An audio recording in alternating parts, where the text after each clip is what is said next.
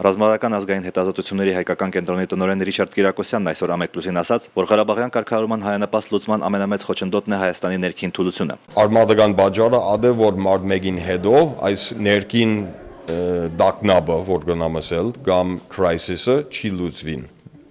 ոչ մի տեսակով ոչ մի կողմ։ Դերասանուհի Արսինե Խանջյանը լրագրողների հետ հանդիպման ժամանակ քննադատեց Հայաստանի իշխանություններին, թե Արցախի եւ թե ցեղասպանության ճանաչման խնդիրներում հստակ դիրքորոշում չունենալու համար։ Նա նաեւ իր տարակուսանքը հայտնեց հայ-թուրքական սահմանի կարգավիճակի անորոշության հետ կապված։ Բացիկան փոքր սահմանը բիզնեսմեններ մենք ունենք, որ ըստ երևույթին դերտան որ Թուրքիա ամենը բիզնես կլարո։ Չխոսեմ տրաֆիկի մասին, որ ադիգ ամենը սիմվոլիկ, մետաֆորիկ եւ ամենացավալի սահմաններու փած կամ քոց հարցերու հետ կապ ունի Թուրքիո մեջ այսօր։ Բրյուսելի անվան լեզբաբանական համալսարանի դասախոս Դավիթ Ֆահարադյանն այսօր Գինեսի ռեկորդ է սահմանել մարզաձողի վրա յետ պտույտներ մարզաձևում։ Նա կատարել է 354 պտույտ, թեև ռեկորդը սահմանելու համար բավարար կլիներ 350-ը։